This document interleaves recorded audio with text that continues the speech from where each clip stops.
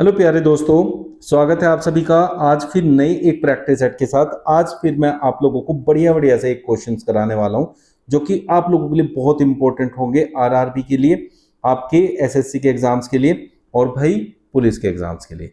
तो चलिए स्टार्ट करें पहले क्वेश्चन के साथ। सबसे पहले उसने कहा फ्यूम का जो कोड है वो आपका 43 है।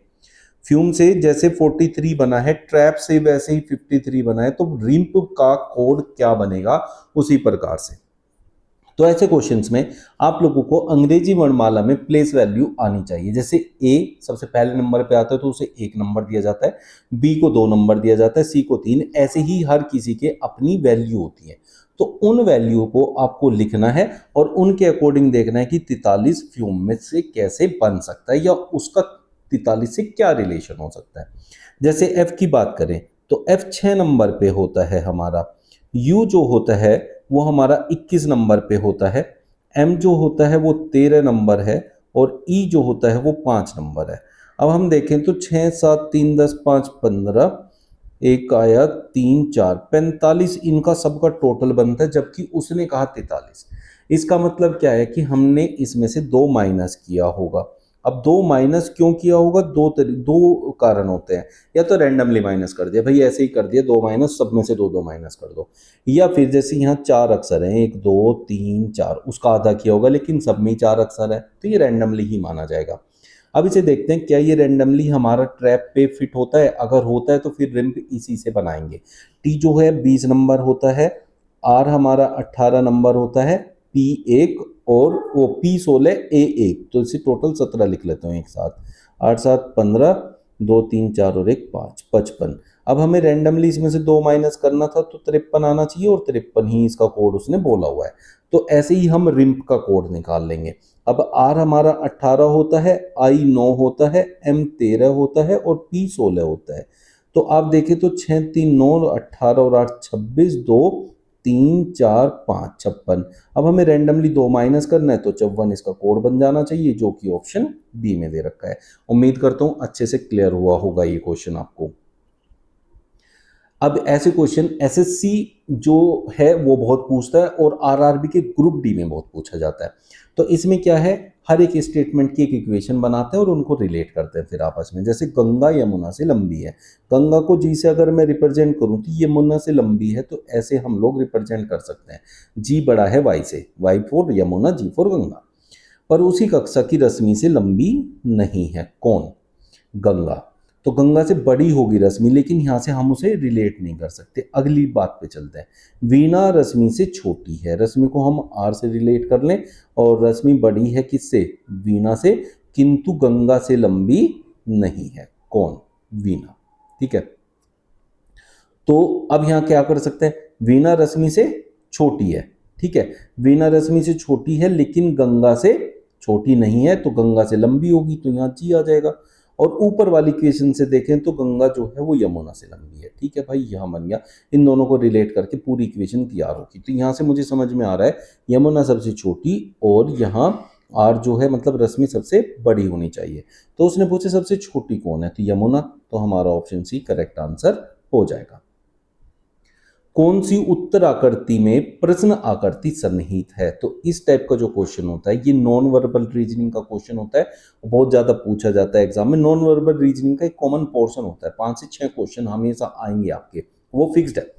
तो आपको देखना है ये वाली आकृति किसमें सन्निहित है। ठीक है, तो अगर मैं इसमें देखूं तो यहां से मेरे को ये आकृति मिल सकती थी अगर ये ऐसे होता, लेकिन ये ऐसा नहीं है। नीचे वाली वैल्यू भी मेरी बन रही थी, यहाँ भी ऐसे बन रहा है, बट यहाँ जाके ये ऊपर ऐसे हो रहा है, ये ऊपर जाके ऐसे नहीं हो रहा है, तो यहाँ से कहीं नहीं मिली। लेकिन अगर मैं बात करूं लास्ट वाले में, लास्ट वाले में ये देखो, ये ऐसे जाऊं ऐसे जाऊं, ये बन गया ऊपर वाला, और नीचे 2 डंडे यहाँ पे ये भी बन गए, तो ये सन्निहित है ऑप्शन डी के अंदर।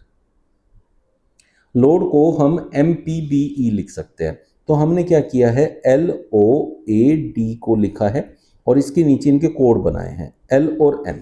अब L 12 होता है, M 13 होता है, तो हमने एक बढ़ा के लिखा। O से आगे P आता है, A से आगे B आता है और D से आगे E आता है।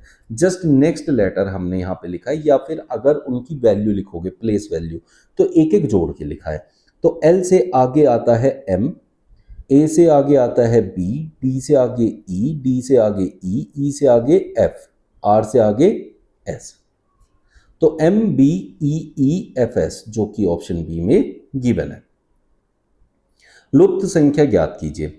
जहां आपको ऐसे क्वेश्चंस में क्वेश्चन मार्क हो तो उस फिगर का क्वेश्चन मार्क को आप दूसरी फिगर से रिलेट करो, उसी प्लेस को ढूंढो। जैसे यहां बीच में से क्वेश्चन मार्क है तो यहां बीच में क्या दिया है वो ढूंढो, वो है 21।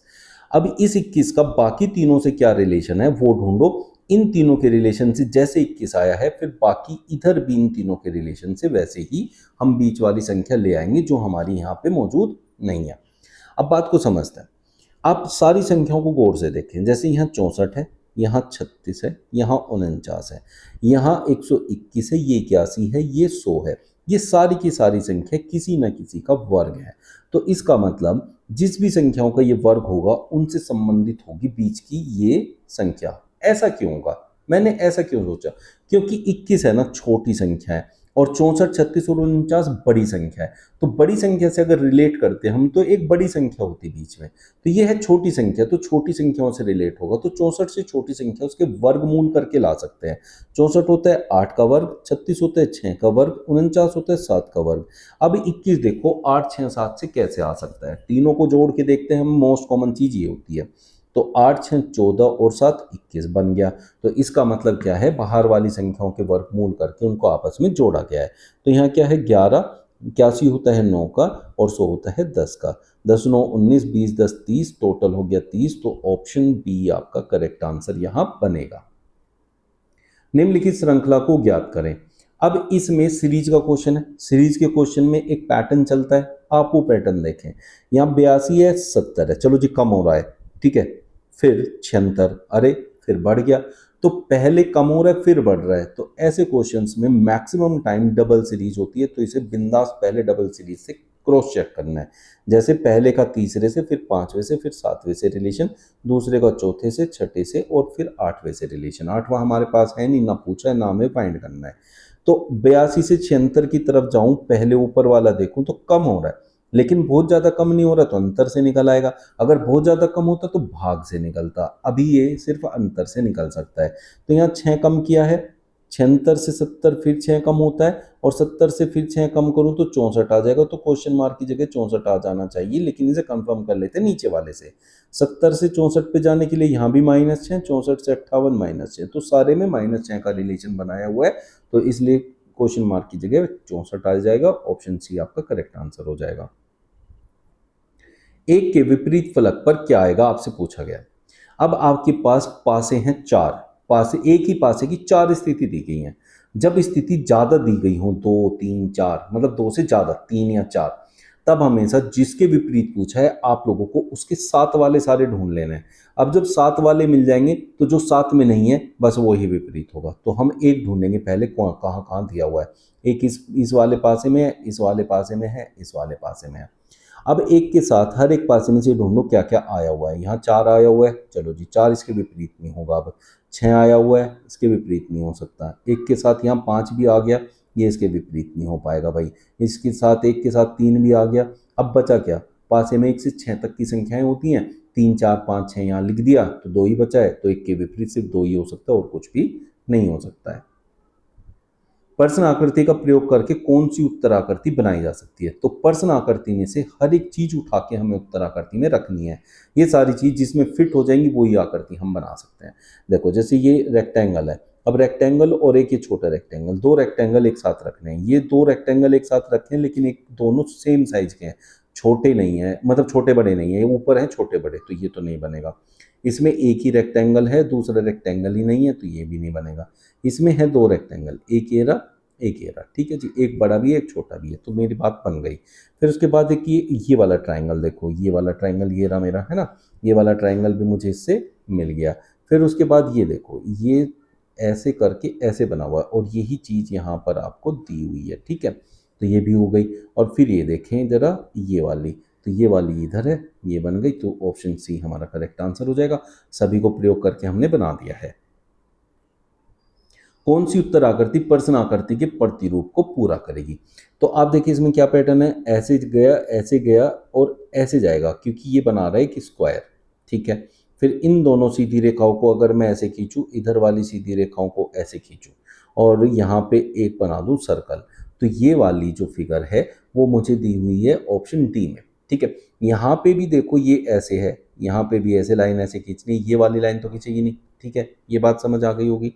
अब यहाँ देखो ये सीधी लाइन और ये वाली लेटी हुई लाइन बीच में नहीं आ रही, जबकि यहाँ ऊपर बीच में है।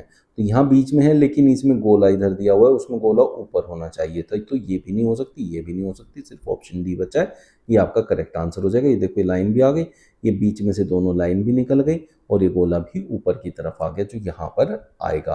तो मेरे ख्याल से ये पूरा फिट बैठता है। आपको किसी को डाउट है तो कमेंट करके बता सकते हैं। 20 से जैसे 11 बना है, 102 से वैसे क्या बनेगा? एनालॉगी का क्वेश्चन है, नंबर एनालॉगी है, दो नंबर का आपस में एक संबंध देता है, उसी तरीके से फिर एक नंबर देके आपसे उसका संबंध पूछता है।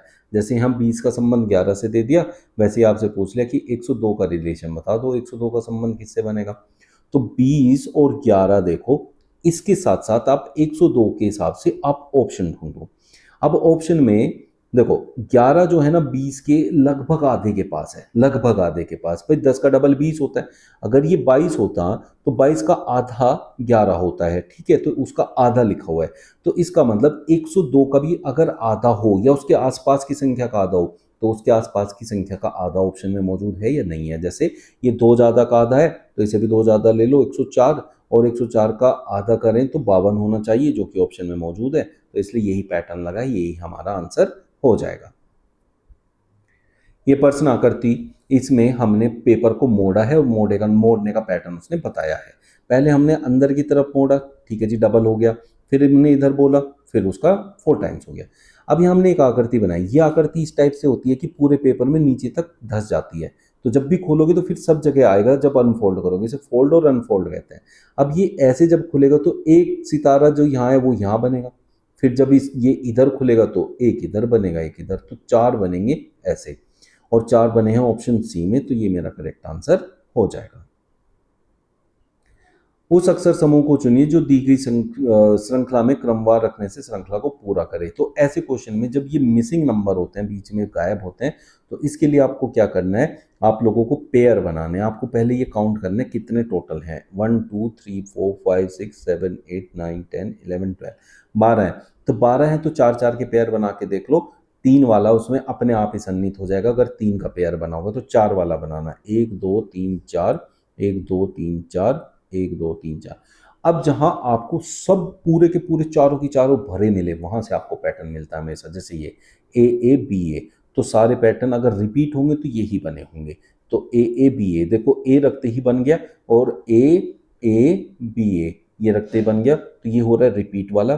तो रिपीट वाले में हमने क्या क्या रखा है वो देखो, ए रखा है, फिर ए रखा है, फिर बी रखा है, A B, A B A B A B A, तो ए बी रखा है हमने, और ए बी ऑप्शन में नहीं दिया है, तो आप ऑप्शन सही कर लो, ए बी कर लो, ऑप्शन सी में मान लेते हैं हम लोग।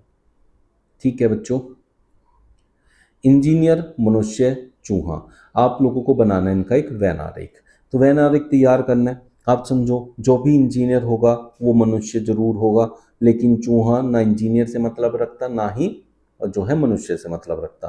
तो जो भी इंजीनियर है वो पूरा का पूरा समाहित होगा मनुष्य के अंदर, और चूहा इस कैटेगरी से रहेगा अलग। तो ऑप्शन बी में मेरा करेक्ट आंसर दिया हुआ है। आज का आपको ये सेशन कैसा लगा है कमेंट करके बताइएगा, और भाई बढ़िया लगा है ना तो लाइक कर देना और शेयर कर देना ज़्यादा से ज़्यादा अपने दोस्तों तक, ताकि वो भी इसका लुत्फ उठा सकें। चलिए मिलते हैं कल फिर बढ़िया प्यारे क्वेश्चंस के साथ। Thank you.